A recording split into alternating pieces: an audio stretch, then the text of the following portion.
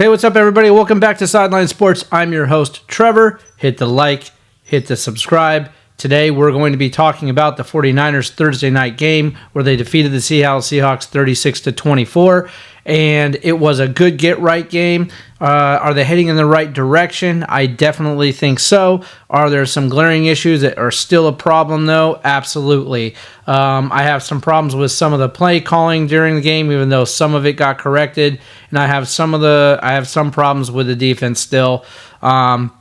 But let's get into it. First off, let's get into the injury report. Jordan Mason got hurt in around the third quarter last night, and it's a shoulder injury, but it doesn't look like it's going to keep him out so far out of any games. At least I'm hoping. I haven't heard anything bad that's telling me that he's going to be out. He even came back into the game later in the game yesterday and played for one down, but I think they kept him out just when we knew the game was sealed to make sure that they didn't cause any further injury to the shoulder, but he did come back and at least play one down, which tells me that he should be able to make it back by the Kansas City Chiefs game on the 20th. Because the game was on Thursday night, they're obviously not playing this Sunday, so they have all the way from not this Sunday, but the following Sunday to get healthy and get ready for the Kansas City Chiefs. So let's take a look at the stats a little bit. Let's go over the injury report. Sorry, I told you about Mason. Mustafa is questionable. I think he didn't return to the game, but he'll be nursing a minor injury that should be good to go by Kansas City. Ricky Parcell is out. Of course, we all know that. Joshua Dobbs is out, but he's not even active anyway. It doesn't really matter. Jake Moody is out. The injuries keep piling up, guys. We have a kicker that's injured. How much worse does it get when you got a kicker that's injured? And by the way, when I was watching the game last night, we had our kicker that we just signed because we had to go out and get a freelance kicker. He tried to make a tackle on a punt return and got hurt, but he's okay. But he hurt himself. I saw him rubbing his arm or shoulder on the sideline. So let's not just keep running through kickers. They're not, they're not, a dime a dozen, but we don't want to have to keep on going and signing them. Sooner or later, you're going to get somebody you don't want. So anyhow, kicker injured, but he'll be okay come next game. The big surprise to me, and, well, I don't know about a big surprise, but disappointment to me is Hufanga is back on the IR. I don't think we're going to see him again this year, which really is too bad. I was so excited to see Hufanga playing next to Mustafa. Mustafa, this rookie that's coming in the secondary, just tearing it up this year, playing great defense.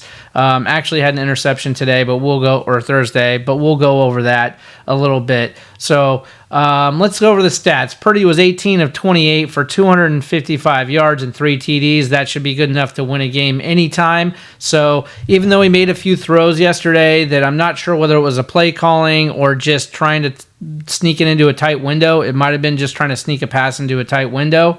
So there was a couple of throws that I didn't really like, but by and large, he didn't throw a pass that I thought was so bad that it was going to get intercepted. Okay, so that part was really good for Purdy, and he played well enough to win, and he led the team down the field on multiple drives. So he's definitely taking the team on his back and trying to go forward and get these wins and eke them out when they can until they can get McCaffrey back, whenever that might be.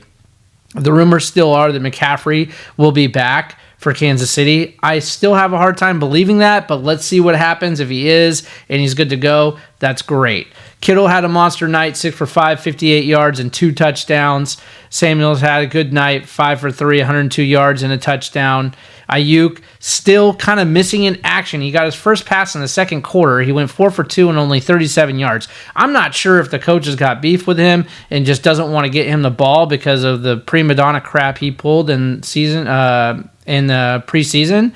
But whatever it is, Ayuk seems to be either on the coach's bad side or he's just got to knock the rust off and he's not playing at a high level. He's been catching everything that's been thrown to him for the most part, but as you can see, he's 4 for 2 for 37, which means 2 of those passes didn't get caught. So, Mason is still having a stellar year. Even though he went out on an injury during the game, he had 9 attempts on 73 yards. So he was heading towards another 100-yard game for sure if he wasn't out. Garindo came in and stepped in and did a pretty good job as backing up Mason at the running back position. He had 10 attempts for 99 yards. and he busted one off at the end of the game in the fourth quarter to really seal the game for the Niners at that point. Juszczyk, one attempt, basically got about 6 yards, but he got a touchdown on that one, so we'll talk more about that. Jennings 5 for 3 with 27 yards. Didn't have a big game out of Jennings, but that's okay because really you're not going to have even a guy who's having a breakout wide receiver, a wide receiver with a breakout game like this isn't going to have, well, not a breakout game, sorry, breakout season. I don't know where my head is right now. Breakout season is going to have a down game here or there, so he didn't have much of an impact against the Seattle Seahawks, but that's okay. Overall, the offense showed life, looked really good. Let's see. So let's break down the first quarter or first part of the game, right? The first quarter, Seattle Seahawks get the ball because the Niners defer and want the ball back at the half. They always do. That's pretty normal for the Niners, and when their offense is humming, it's a smart move, especially if their defense is doing well. I can't say their defense is doing very well this year, but either way, that's what they do. So Seahawks get the ball to start off with. Mustafa gets an interception, even though the Seahawks are driving into Niner territory and threatening to score. Mustafa intercepts the ball around the 1 yard line and runs it back to maybe the 10-yard line or so and goes down. But big interception on the secondary side for the defense, which is good. The defensive line is, again, one of those things I wanted to address about the troubles. The defensive line is still looking like they can't get at the quarterback and get too much pressure. I did see Bosa step it up a notch in this game. He looked better. He still didn't get a sack this game. And so, I mean, I can see how he's getting more pressure to the quarterback a little bit. He's forcing throws, which is good, which probably helped Mustafa get that interception. But overall, the defensive line is still looking pretty bad, and I just don't see them getting much better without an upgrade on the defensive line at this point. I just don't, but let's see how it goes. Robert Saleh, of course, the news is he was fired from the Jets, so us in Ninerland are all hoping that he comes back and coaches the defensive side of the ball for the 49ers at some point, or at least helps out. I would be happy with a defensive coordinator replacement at this point. I don't think Sorensen's doing his job, and I would love to see him get replaced and bring Saleh back. Saleh brings energy, and he brings a better defensive scheme. And so all in all, I would love to see that replacement. I don't know if it'll happen. That's just on my wish list. But my point is I'm not seeing the defense playing up to a high level like it used to when the Niners come in and play teams. So that's the bottom line. The defensive line is not looking great. The secondary kind of stepped it up this game, which I was happy about with that interception from Mustafa. So that's in the first quarter. Purdy gets the ball right after that, drives down the field. But again, the red zone issues are a problem for the 49ers in the offense. They can't seem to punch the ball in. They drive down the field beautifully, but as soon as they get into the 30 to 20-yard range, it seems like their offense just dies down. And why? Because they seem to like to abandon the run when they get close to the red zone. I don't know why, because their run is working. It's working, guys. But why are they not implementing that down in the red zone? I have no idea. But they go and they get 3 points, making it 3-0 Niners. So that's it's frustrating. It's frustrating when you see them get that close and then somehow the offense just dies. So the red zone offense continues to struggle. So Niners go back on defense, and the defense hold the Seahawks scoreless in the first drive of the second quarter, basically, as we're getting into the second quarter. Niners get the ball back, and Purdy hits Samuels down the sidelines. Beautiful pass for a touchdown. Samuels caught the ball from, it was a long pass, but he ran the ball another 20 yards or so into the 25 yards into the end zone for a touchdown. And that brings the Niners up to 10-0. So right off the bat in the first half, the Niners are doing great. Into the second quarter, they're up 10-0. They're rolling. And then in the second quarter, the Niners kick the ball off. Seahawks fumble the ball, and the Niners get the ball back. At that point, the Seahawks defense does hold the Niners again in the red zone because, again, we're not running the ball in the red zone. We're abandoning the run at this point and trying to throw the ball into the end zone for a touchdown. I think they need to continue with the run in the red zone when this is happening, but by and large, they're not doing that. So they're held to a field goal at that point, and it goes up 13-0. So Niners up 13-0, still humming, doing a great job in the second quarter. And so then Niners D holds again, leaving the Seahawks scoreless in the second quarter. And then the Niners get the ball again, right? And they drive down the field. Mason gets hurt. This is closer to the end of the third quarter. Second quarter, beginning of the third. Mason gets hurt, and he's out of the game, we think. So he's out for a little while. Purdy then passes down to Brandon Ayuk for his first catch. Again, like late in the second quarter, it's really frustrating when you see a guy who just signed a $30 million contract get his first catch in the middle of the second quarter. He should be the star out there and making a big impact. Brandon Ayuk still in week 5 is not making, well, now we're week 6, is still not making the impact that he should be making. It's again, another frustrating thing. If he hadn't sat out all of preseason and training camp complaining about his contract, he might be having a better year. But so far, not looking good. And again, I don't know if this is something that is an issue going on between him and Shanahan. Is Shanahan just not happy with his attitude and deciding to go to other players? I'm not really sure. But Brandon Ayuk's production this year is garbage and not very, it's not very exciting at all. That's all. It's just garbage, and we need to see him get better if we want to get anywhere in the postseason at all. But anyway, that's his first catch of the day, and then Niners are held to another field goal because, again, it's an ongoing issue, abandoning the run. I don't know why Shanahan is abandoning the run going into the middle of the second half, and we'll talk about going into the third quarter, but the Niners D starts to break down at this point, and the Hawks are, they score a field goal, okay? So the Niners get a field goal, give the ball back to the Hawks. Hawks drive down the field. They're making good progress, but the Niners defense does hold them to a field goal, and we're at 16-3 at this point, right? So far, what I'm seeing as they get into the end of the second quarter, beginning of the third quarter, the defense starts to break down. The other teams are making the adjustments, but guess what? The Niners are not making an adjustment, which is my next complaint.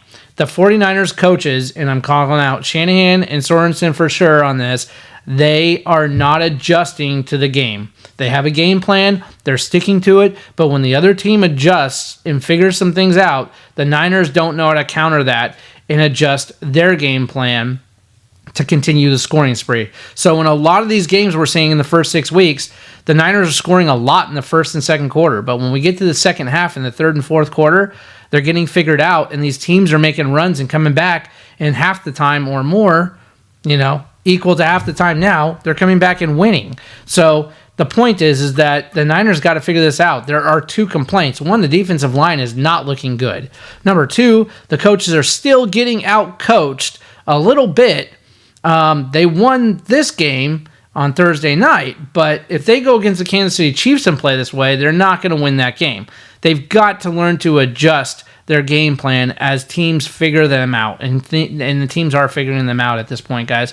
Shanahan's been coaching the Niners for years now, and coaches are bound to figure out how to, play against him, and they're doing it exceptionally well this year. So Shanahan's got to step up his game and start calling plays differently in the second half if he starts to get figured out like he is. So that's 2 frustrating points. I have one more frustrating point to get to in just a moment. So the Niners break down. Hawks score. They're down. Niners now winning 16-3. Hawks are down. And Niners get the ball back to start the third quarter. Purdy drives the team down the field, and he hits Kittle in the end zone for a touchdown. Niners go up 23-3, and now we're in charge of this game 100%. We were before, but now it's looking like it's going to be a blowout, and the Niners are doing some good things here. They're showing that they can actually play decent football this year, and they're turning things around. I'm starting to get excited about the fact that the Niners offense is starting to hum.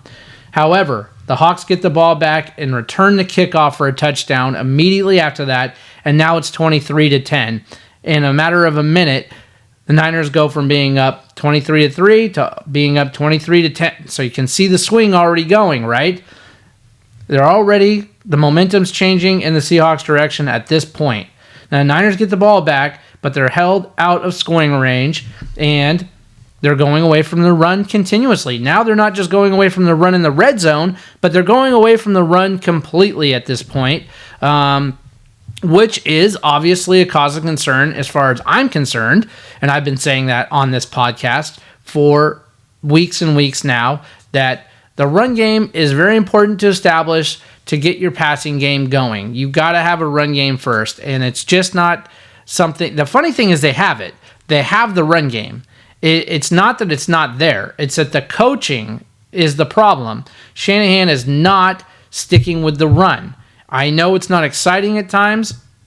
To me, it is. I love watching the ball getting run, because when you see them run the ball like that and nobody can stop them, it's fun to watch. So I don't understand why Kyle Shanahan is going away from it, but he is. He has the running game, and Christian McCaffrey's not even back yet.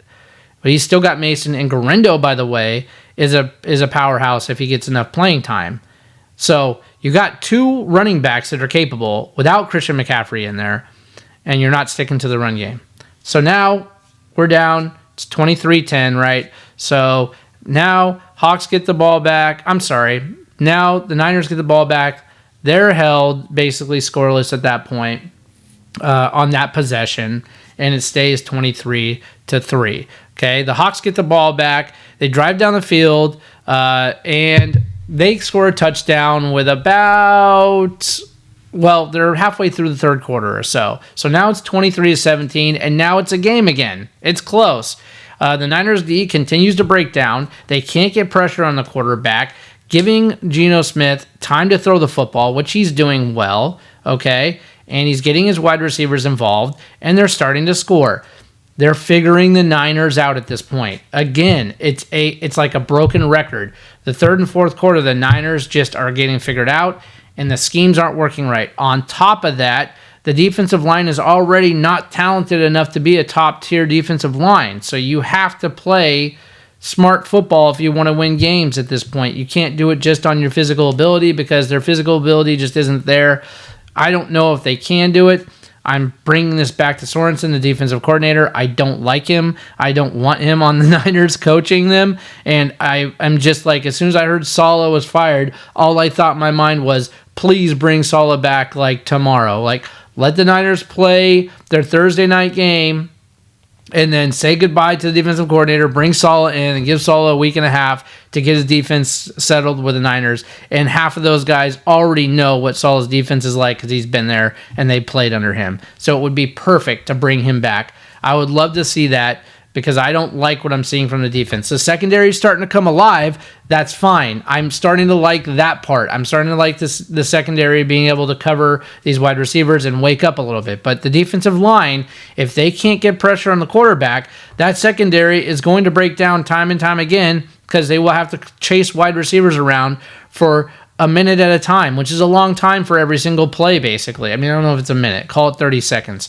It's a long time when you have every single play chasing a wide receiver down, because we can't get at the quarterback. It's tough. So the Niners get the ball back. They're held scoreless. The Hawks get the ball back, and Niners get another interception. Green intercepts the ball, and that's where I come back to my idea that the secondary is stepping it up. I'm much happier with the secondary now than I was a week ago, and if they build off this, that's great. I can see signs of life with the 49ers coming back to their usual selves. But they have things that they need to get in order to really become a Super Bowl contender. And it's the defensive line, it's the special teams. The special teams is still garbage, guys. They let the Seahawks run back a ball for a touchdown in this game on the kickoff, and that's not the first time that they've let that happen. It's happened previously this year, and it's going to happen again if they don't get their special teams in order. It's just junk.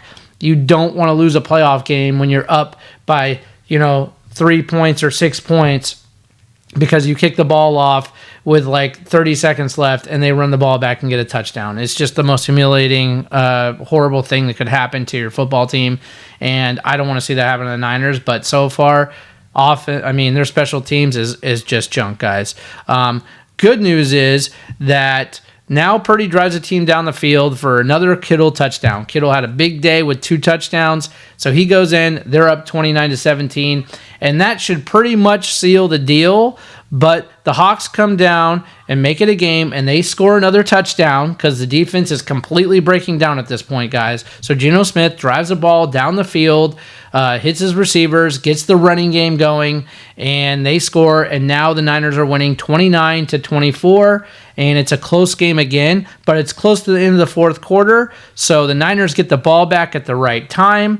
The Niners are throwing the ball around the field okay, but they hand the ball off to Guerrero, and Guerrero goes off for like a 40-yard run, which gets them into field goal range, but that's not even needed because they hand the ball off to Juszczyk, and Juszczyk runs it in to score a touchdown, making it 36-24, and that's all she wrote at that point. So what's the point to this whole conversation and breaking down the whole game? The Niners are getting a lot better, and I like their chances of making a playoff run if they get completely healthy. We got some injury issues. It seems like every game somebody is holding their shoulder or their knee, and this stuff just cannot continue to happen for the 49ers. They need to get healthy.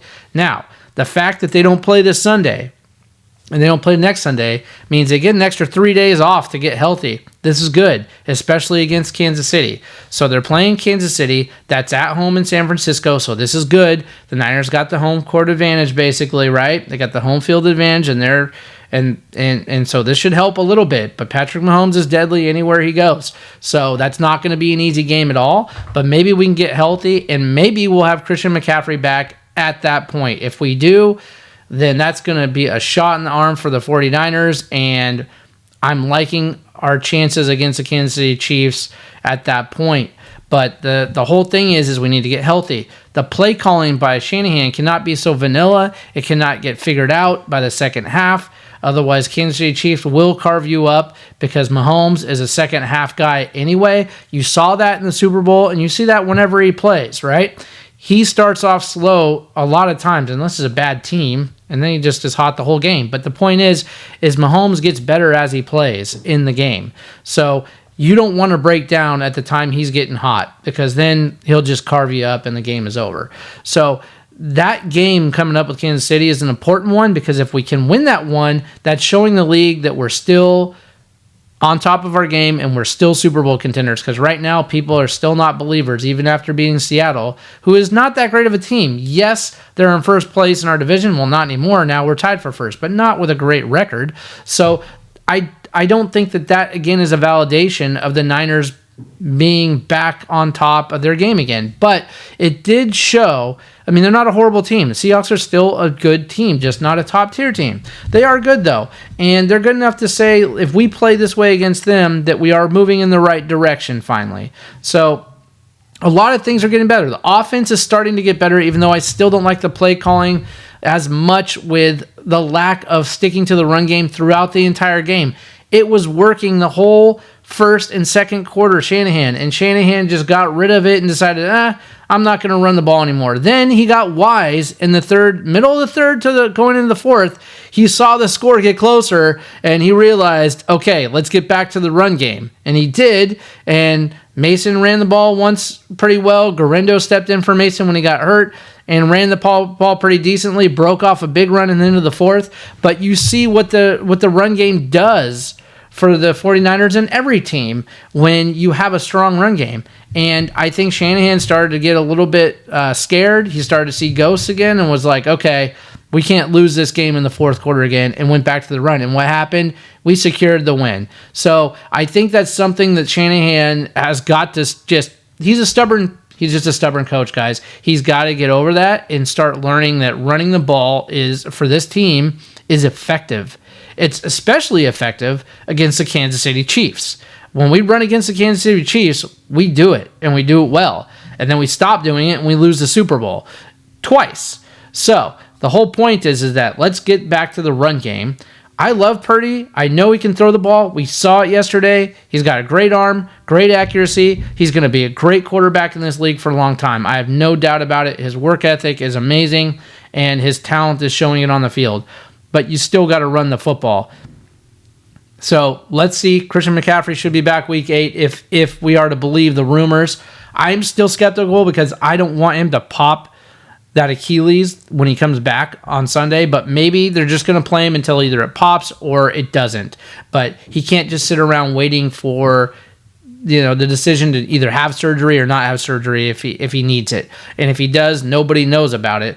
I will tell you one thing. If he's flying to Germany, he probably needs surgery. So is that Achilles going to pop sooner or later? Probably. Let's hope it's not this year. And if it is this year, let's hope it's right away so that he is ready for next year. Because, if he pops that thing in the playoffs, we're not going to go to the Super Bowl, and he's going to be out for another season, right? The next season all the way into maybe playoffs or past that. So whatever's going to happen with McCaffrey, we want it to happen now. And let's hope that that's not going to happen. But a flight to Germany tells me that it's going to happen. It's just a matter of time. I really hope not. And I'm not a negative person in any way. I'm always optimistic that these things are going to work out for the better. But when you have this information, it's hard not to think that way. Anyway, so he should be back for the Kansas City game. Let's hope. And then we'll see if everybody else can get healthy. We're still tracking Greenlaw to see when he comes back. I don't know when he'll be back, but that will be another shot in the arm. We sorely miss Greenlaw on the defense. So we need Greenlaw back there. I don't know if he's going to be back by Kansas City. I haven't heard anything about that. That'd be nice. That'd be really nice if we could be full go against Kansas City with injuries, but a lot less injuries. We still have that defensive line who's broke down, but either way, we will be back at almost full strength if that is the case. So let's take a look at that and track it and see what happens. Let's see what happens with Saleh, because I know he's sitting on a beach somewhere right now or just at home depressed he got fired, but it's the Jets. I mean, who cares? Listen, he was never going to go into that team and make that team amazing. Nobody can, because the Jets are cursed, guys. They can't win. I mean, Brett Favre, Aaron Rodgers, whoever you want to throw at them, one, they're way past their prime, and two, they can't carry that whole team on their back, and that's kind of what they're doing. The Jets are pretenders. I know it. Everybody else knows it. It's only a matter of time. You're going to need an excellent head coach, an excellent head office, and then go from there to be scared of the Jets right now, and you just can't be. So, Saleh, come back to the Niners where we love you. You can coach the defense, and let's go get a Super Bowl, okay? So that's the breakdown for the Thursday night game, guys. I'm excited to see where the Niners are going to go, honestly. Am I 100% fulfilled in watching that game and thinking that they are back going to be Super Bowl contenders next week? Not yet, but they are heading in a much better direction than they were before that. And it's exciting to see where they can go. When they get full strength by next Sunday, if they do, if McCaffrey's not back, that's fine. I'd rather lose to the Chiefs next weekend and have everybody fully healthy than to try and bring McCaffrey back and bring Mason out there if he's not ready to go and, have them get injured again right out the bat and then see them in the Super Bowl and take care of business there finally for the third time if we both get there. So that's my assessment, guys. There's a lot to be happy about with the 49ers going into the next game. Let's see how it goes. And I appreciate everybody. And remember, again, please hit the like, hit the subscribe, and also remember, hard work beats talent when talent don't work. You saw that last night. We'll see it next week, and I'll see you again next week.